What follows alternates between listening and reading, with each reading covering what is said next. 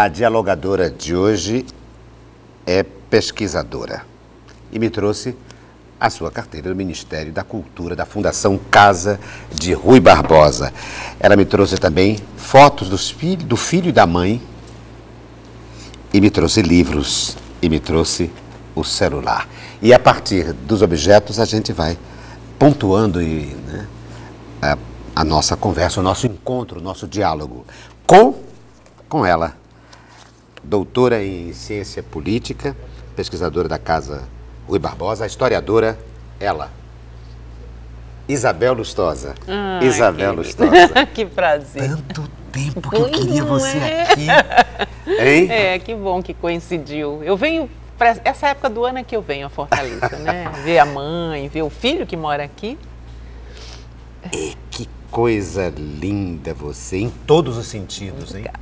Brilhante intelectual, uma mulher bonita, simpática. Ai, eu sou para. apaixonado por você. Sou apaixonado por você, você é linda.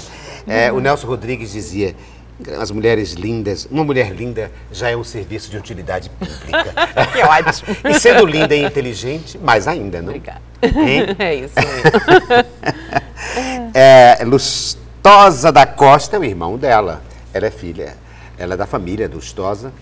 E ela trouxe um livro do Lustosa. Eu vou começar por aqui. Sabe por quê? Porque é inusitado. Veja, ela traz um livro do Lustosa da Costa. E alguém poderá dizer, bom, ela vai falar então das crônicas desse jornalista extraordinário que é o Lustosa da Costa, e contista e romancista. Mas não, ela me trouxe por causa da capa. Me explica isso. Vamos começar então por algo inusitado da vida de Isabel Lustosa.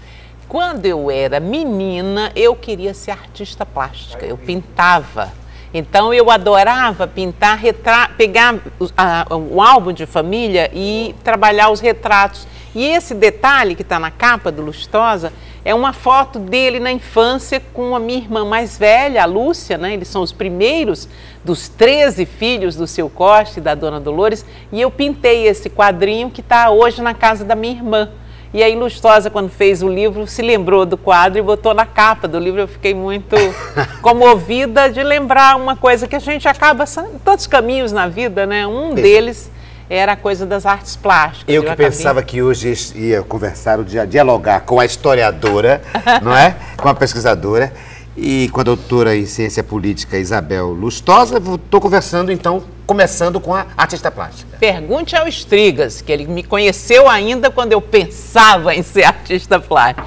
Strigas e Nis, que são amigos queridos, e na época eu, quando desenhava, pintava, cheguei a botar um trabalho no Salão de Abril, ainda nos anos 70. Aí depois, quando fui para o Rio, fui para o Parque Lage, enfim, achava aquele mundo muito doido das artes plásticas, principalmente da zona sul do Rio.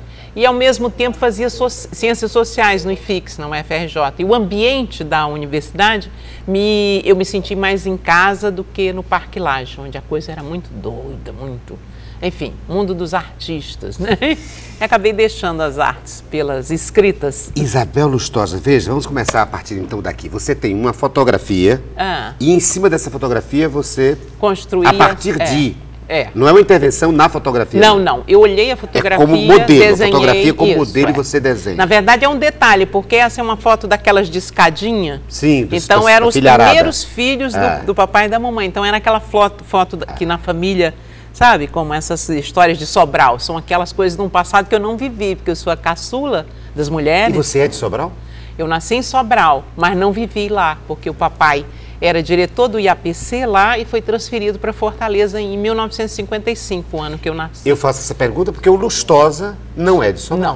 Não, o Lustosa não é, mas... E é tão historiador de Sobral, é tão amante de Sobral. Porque, na verdade, Sobral é para o Lustosa o que Fortaleza é para mim. Sabe aquele lugar em tudo aconteceu de fantástico, a sua adolescência, a descoberta da cultura, a primeira coisa que escreveu. Então, Sobral está no imaginário afetivo dele de uma forma tão intensa que, de fato, ele é o grande memorialista de Sobral. Não sei por que alguma pessoa não fez ainda uma minissérie com esses personagens, né? Aquele jornalista que foi fuzilado na praça. É Telvino Barreto, não? Como é? Era assim. Enfim, agora não vou lembrar. Não. E o bispo Conde Dom José Tupinambá da Frota, aquela padraria toda que vivia lá em casa. Então, ele construiu uma memória de um lugar eu acho que é uma coisa assim, tipo Pedro Nava para o Ceará, né? É uma galeria de tipos, eu acho admirável. Sempre que alguém é de um lugar, mas tem um outro lugar dentro de si, afetivo e de importância, eu me lembro sempre da frase do Rodolfo Teófilo, que era baiano, e as pessoas perguntavam, mas por que sendo baiano você diz que é cearense? E que ele teria respondido, eu sou cearense porque quero. Eu vi uma vez o Alcione Araújo, aquele escritor, Sim. Eu perguntei, você é de onde mesmo? Achava que ele é até nordestino. Ele falou, eu era mineiro. Eu era.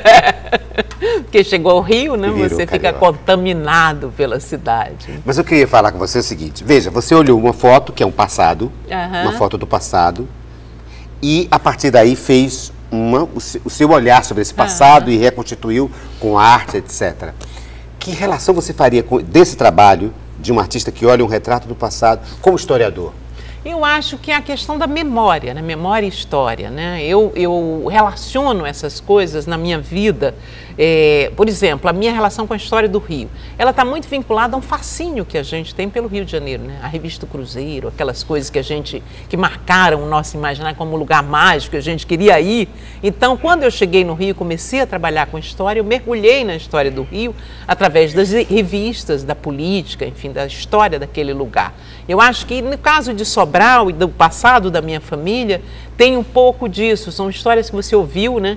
E que ficaram ali penduradas e de alguma forma te fascinaram sem que você as tenha vivido mesmo. Eu digo, mas você não acha que o historiador, num certo sentido também, ele olha o passado e reconstitui o passado? É isso que eu estava querendo levar a ideia, recria, de fazer, fazer uma comparação entre esse trabalho e o seu de agora. Quer dizer, alguém que se depara com o passado e repensa esse passado com um discurso. Há uma tese, o passado não é sempre inventado? O Hayden White, né, o Meta History, é uma obra que fala disso, que como as várias versões da Revolução Francesa, a história pode ser vista como drama, como tragédia, como comédia, dependendo do olhar, porque o olhar é sempre seletivo, né? Um grande acontecimento para a humanidade, o sujeito pode olhar aquele canto, aquela família de trabalhadores, ou a nobreza que estava sendo assediada, né? Tantas versões que o cinema fez, A Noite de Varenne, por exemplo, aquela fuga do rei, só os pés aparecem, né?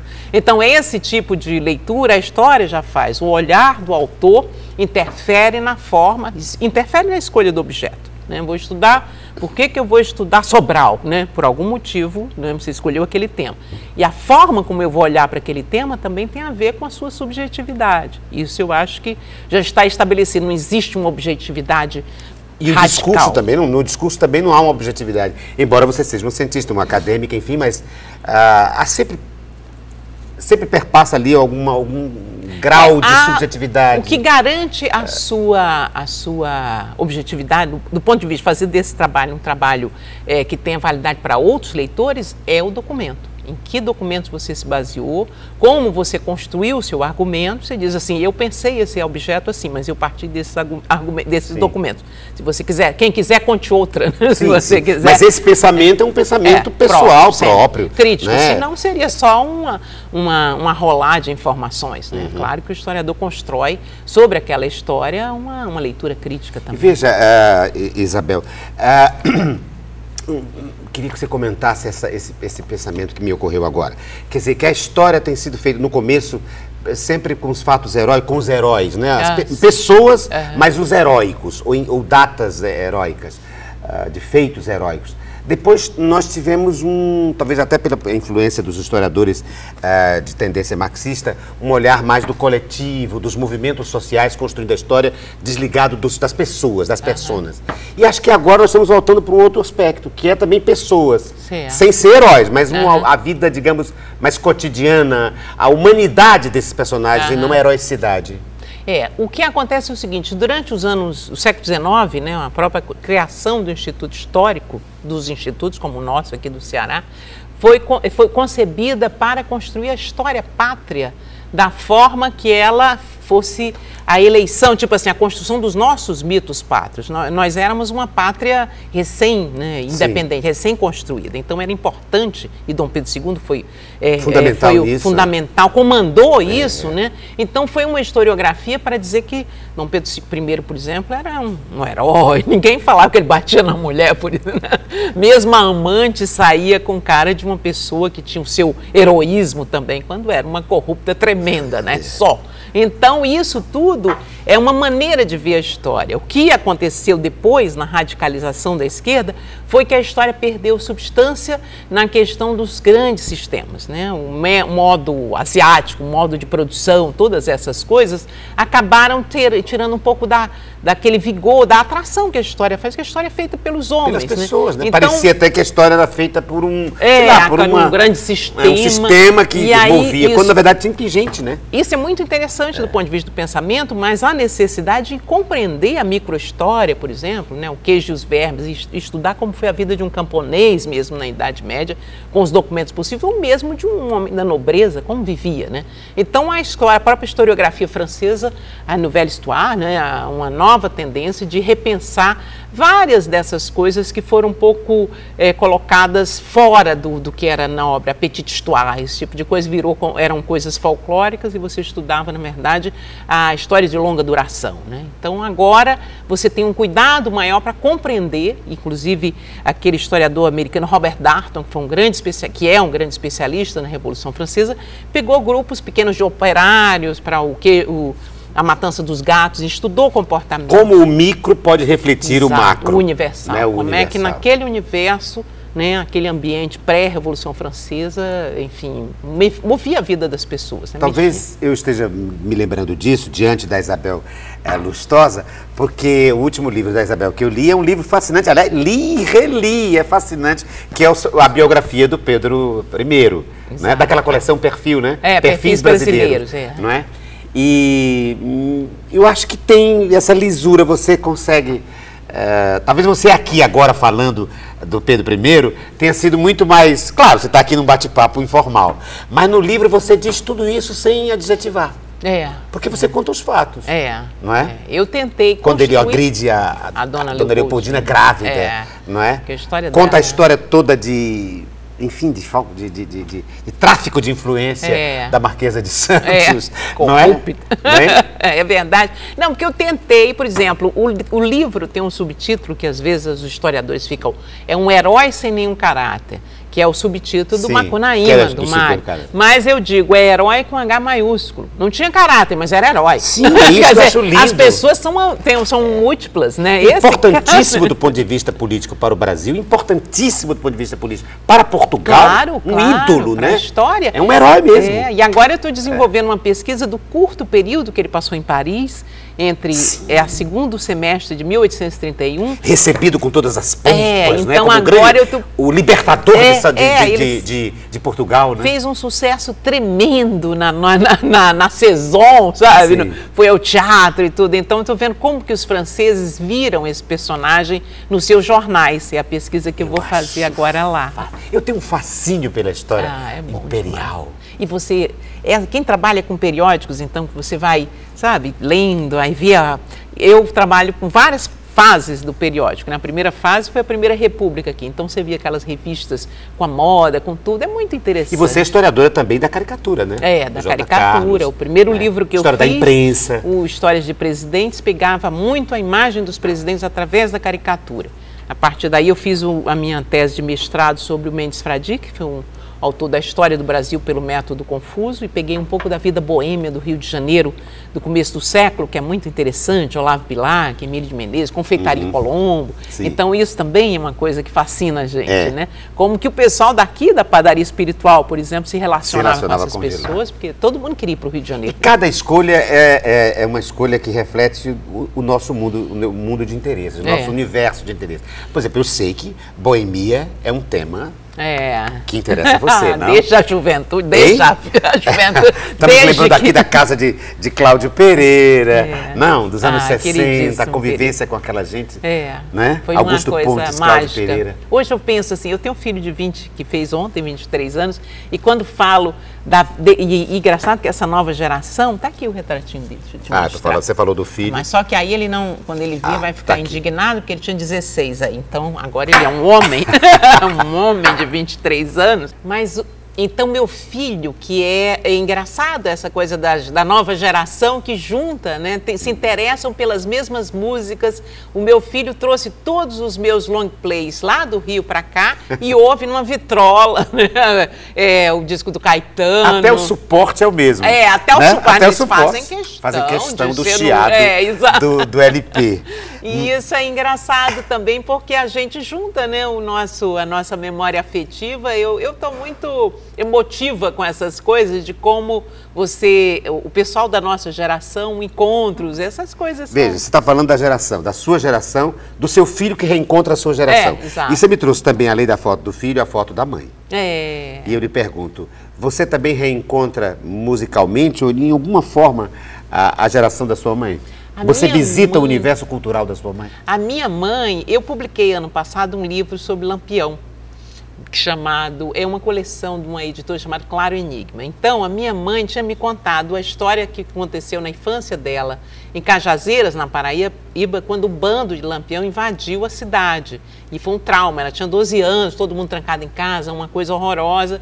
Cajazeiras reagiu, expulsou o bando do Sabino e essa história ficou sempre para eu escrever. Quando me chamaram para fazer esse livro sobre Lampião, contei essa história. Mas a minha mãe é uma figura muito forte, né, na nossa... A Lustosa vai toda semana, vem de Brasília, para ficar na casa da mãe, aos 70 e tantos anos. E ela, essa semana, ela falou assim, você não vai mais à missa? Aí eu digo, mamãe, eu vou pouco, não sei o quê. Aí ela disse, você não é possível, você não reza nada? Ela tem 97 anos. Ela disse, não, mamãe, quando eu estou muito aflita ou quando estou preocupada, eu rezo uma Ave Maria, um Padre Nosso e uma Salve Rainha. Ela disse, não, então tá bom.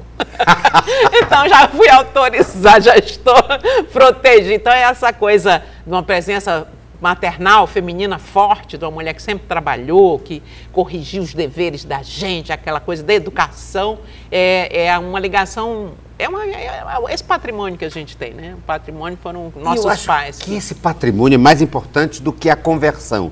Vamos explicar melhor. Você não acha que é muito mais importante, digamos, nesse caso específico nosso, sermos de uma cultura católica do que... Isso é mais importante do que ser católico? Não é mais importante? Eu sou meio weberiana nessa coisa de que a religião é importante para o povo, para a gente mesmo, porque é uma coisa, uma dimensão espiritual ajuda você a segurar a onda, né? Quando a barra pesa, você corre para os búzios, corre para, sei lá, para o padre, para o pai de santo, para qualquer coisa.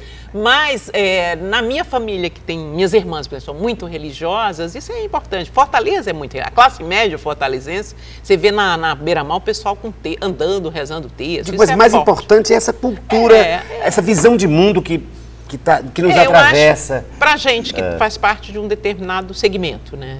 Você, o Roberto, sei lá, o Fred, algumas Lustosas, enfim. Para nós, eu acho, mas para algumas pessoas isso é uma dimensão mais central, né? Eu acho que cada um... Né? Sim, claro que eu entendo que as pessoas, e respeito, claro, seus ritos. O que eu estou querendo dizer é que na vida, mesmo quando você não está...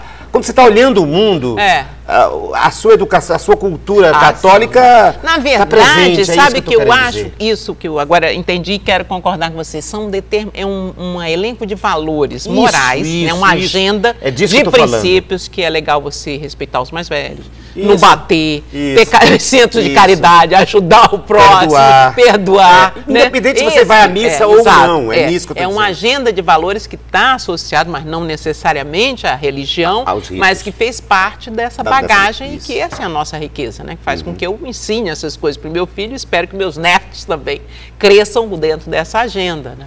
A nossa dialogadora de hoje é a doutora em ciência política, historiadora Isabel Ideusuíte Lustosa da Costa. Foi revelado. Olha o que ela me trouxe. A carteira de onde, meu pai? O segredo. Do Ministério da Cultura, da Fundação Casa de Rui Barbosa, onde ela trabalha. Ela é pesquisadora da Fundação Casa de Rui Barbosa, no Rio de Janeiro. E agora ela eu descubro. Isabel Ideusuíte Lustosa da Costa.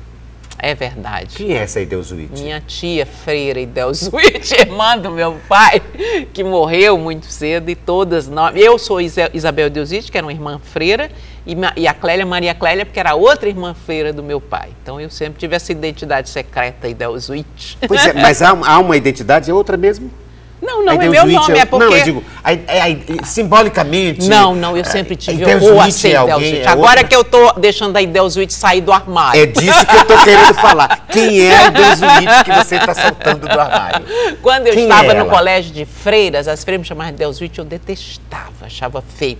Aí eu sempre ficava assim, Isabel Lustosa, né? Mas no colégio não tem jeito. A freira chama como... E no colégio, quando eu consegui ficar Isabel Lustosa, fui para o 2º grau, para a sala do Fred, meu irmão caçula. A gente fazia o 1º ano no Colégio Castelo Branco e ele fazia o favor de ficar lá atrás e fazer assim, switch. Mas quem é essa Idelzuit? Eu devo ser eu mesma, né? Porque eu guardei sempre, nunca pensei em deixar de ser Idelzuit. Mas é um nome muito mais Eu tô querendo criar pesado. uma personalidade, uma persona. A Isabel e a Idelzuit. Quem é a Idelzuit? Eu não sei, não me vejo dividida entre uma e outra, não. Seria essa mais caseira, essa mais... Não. Talvez mais religiosa, mas não, porque não tem essa dimensão. Eu acho que é a coisa... Você sabe que eu tinha a minha tia Clélia, ela reclamava muito de eu não usar o da Costa no final. Sim. Porque, por uma questão puramente que nem você escolhe um nome, você é Ricardo Guilherme, não botou todos os seus sobrenomes, porque isso é mais, né, vende melhor, né? Então, Isabel Lustosa é uma marca. Você criou, marca, eu criei, e a partir daí não assino mais nada que tenha o Lustosa da Costa. Minha tia, que era Costa, irmã do papai, ficava assim, você não tem pai? Não sei o quê. Então, de alguma forma, é um pouco essa herança do Canindé, enfim, do sertão brasileiro, e que sempre no Rio, quando os professores, mesmo no mestrado, diziam assim, Idelzuit, isso é basco, achava um nome exótico. Aí teve uma minissérie Amazônia, que tinha aquela mulher linda, Giovanna Antonelli, que o nome era Idelzuit. Na verdade, tinham aqueles imigrantes que foram para a borracha lá, e eu dizia assim, tá vendo? Agora tem alguém que vai ter o nome de Idelzuit também, além de mim, no Rio de Janeiro. E por que você trouxe? Para pautar o quê? Eu estou vendo aqui que tem um lugar que eu trabalho. Solteira, o que é isso? É porque agora que eu me casei, há pouco tempo, mas eu era solteira quando fiz essa carteira. Casei no papel, né? E A positivo, não sei. Sangue. Ah, é o sangue! É a carteira de trabalho. Tem a minha impressão de... É porque eu emendei A positivo, solteira. Eu digo, mas o que será isso? Não, A positivo, sangue. Aí, estado civil, solteira. E agora eu não sou mais solteira, me casei há pouco tempo com uma pessoa que eu vivo há 10 anos, que é o Mário Bag, um artista desenhista, ilustrador, mas não trouxe retrato dele, porque não tinha. Voltando. Ele é profissional disso, eu fui uma tentativa. E trabalho nesse lugar maravilhoso. Casa de Rui Barbosa. É um encanto. Você já foi lá? Já. É um lugar que recebe coleções, tem uma biblioteca centro de pesquisa, fantástica. biblioteca fantástica. Tem uma coleção de cordel maravilhosa. A Martine do Pereira, ela chegou a fazer a pesquisa, quando ela veio a primeira vez ao Brasil, fez as pesquisas dela lá. E é um lugar com um jardim lindo, foi a casa que o Rui Barbosa viveu. Então, eu adoro ser pesquisadora. E coleções de várias procedências, não? Coleções de periódicos brasileiros imensos, do século XIX, tudo. E coleções particulares também, que são doadas. Que foram doadas, de a última, se não me engano, foi do Drummond, não? Não, aquilo ali é o Arquivo Museu de Literatura, que tem todos os documentos do Drummond, o acervo que doou para esse grande amigo meu, que era o Plínio Doyle, que construiu o arquivo. Sabadoyle. Eu ia no Sabadoyle. Famoso Sabadoyle. E lá na Casa Rui a gente tem um arquivo do Pedro Nava, do Drummond, do Vinícius, Clarice Lispector, muita coisa do Bandeira, graças à forma como ele foi colhendo. Então, é um depósito de arquivos, né, catalogados do melhor da produção literária brasileira. Nós estamos hoje no diálogo com a pesquisadora da Casa de Rui Barbosa, a do Rio de Janeiro, a Isabel Lustosa. É engraçado, Isabel, que, veja, a Casa de Rui Barbosa hoje já faz algum tempo, é um grande centro de referência da cultura brasileira, enfim, dos documentos brasileiros. E eu estou me lembrando daquela passagem terrível do Rui Barbosa, que teria sido responsável pela destruição dos documentos referentes à escravatura no Brasil. Esse trabalho... Não é engraçado isso? Tem um e colega... hoje ele é nome de um centro de referência de documentos, homem que foi responsável pela destruição dos documentos. Foi um grande ativista da campanha, e a tese do Eduardo Silva, que é um grande especialista nesse assunto, é de que havia uma ação na justiça dos senhores de escravos no sentido de cobrarem indenizações da República com relação aos escravos que tinham. Então, essa queima inviabilizaria essas demandas, na verdade. Mas vamos e venhamos, foi uma perda. Foi. Na época não havia esse sentido do documento, né? Ele foi infeliz e paga até hoje. Mas a intenção foi no sentido de impedir um grande processo contra a União, nova, né, a República que estava se fundando no ano seguinte da abolição, né? E havia realmente... Houve uma insatisfação muito grande com alguns senhores de escravos e com relação a isso que se consideraram, porque consideravam os escravos sua propriedade, né, e achavam que o Estado que os tinha tirado devia pagar taxas altíssimas. Eu creio que é isso, porque eu não trabalho com esse tema, mas sei que o Rui Barbosa era abolicionista, foi sempre, então não teria uma intenção contra os interesses dos libertos, né, na verdade. Isso não foi feito contra os escravos, mas foi feito contra a história. Foi feito contra a história.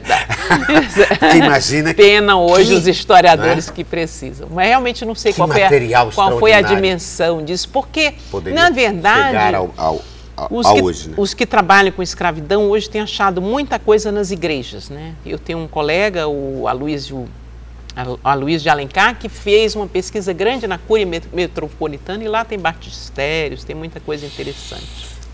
Eu fiz esse livro, aliás, exatamente, sobre os que eu vou colocar em pauta agora. Já que estamos falando de Rui Barbosa, destruição de uma grande parte da história, dos documentos, da relação dos escravocratas com os escravos. Olha, a Isabel Lustosa, a nossa dialogadora de hoje, tem um livro sobre isso, sobre a história dos escravos, Isabel Lustosa, com ilustrações de Maria Eugênia. E este vai ser tema do próximo segmento do nosso diálogo com ela, Isabel Lustosa.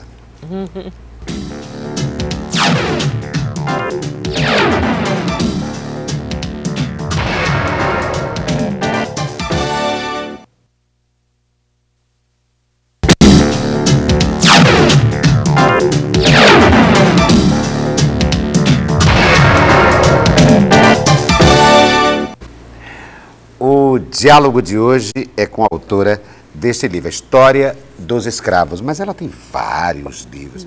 Deixa eu ver se eu tenho aqui. Olha, primeira biógrafa de Pedro I, autora de livros sobre a história da imprensa brasileira, da caricatura brasileira. Enfim, ela é doutora em ciências políticas, é historiadora, pesquisadora da Casa Rui Barbosa, no Rio de Janeiro. Eu me refiro a sobralense.